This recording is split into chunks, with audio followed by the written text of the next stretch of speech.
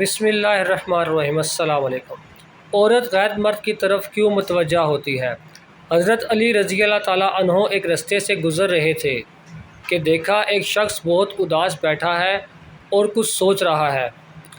حضرت علی رضی اللہ تعالیٰ عنہ قریب گئے اور اس کے چہرے کو دیکھا اور اس کو پوچھنے لگے، اے بندہ خدا، کیا سوچ رہے ہو؟ اس شخص نے کہا، یا علی، میری بیوی مجھ سے پیار نہیں کرتی، میرا اس طرح سے احترام نہیں کرتی جس طرح اس کو کرنا چاہیے، اس کے پیچھے کیا وجہ ہے؟ اتنا کہنا تھا تو حضرت علی رضی اللہ تعالیٰ عنہ فرمانے لگے، اے شخص، یاد رکھنا، اللہ نے عورت کو احساس کی مٹی سے بنایا ہے، تب عورت کے وجود پہ اس کا دل حکومت کرتا ہے، اس کے احساسات حکومت کرتے ہیں۔ عورت اپنے رشتوں اور زندگی کو دل کے ترازو میں تولتی ہے۔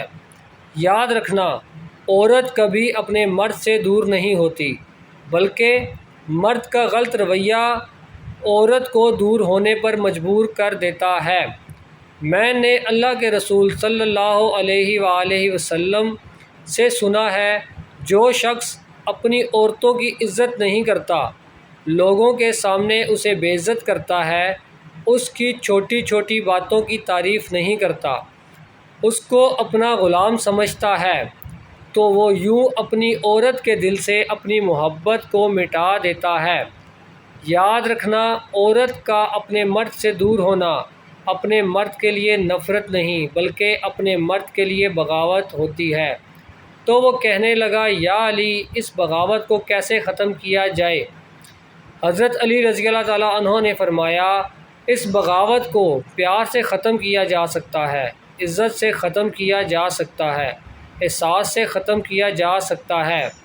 اپنی عورت کو وہ مقام دو جو وہ اپنے لیے چاہتی ہے، اپنی عورت کو وہ عزت دو جو وہ اپنے لیے سوچتی ہے، اپنی عورت کو وہ پیار دو جس کا وہ حق تم پہ رکھتی ہے۔ اے شخص، اگر تم نے اپنی عورت کو صرف یہ چند چیزیں دے دیں تو وہ زندگی بھر تمہاری عورت تمہاری ہی ہو کر رہے گی۔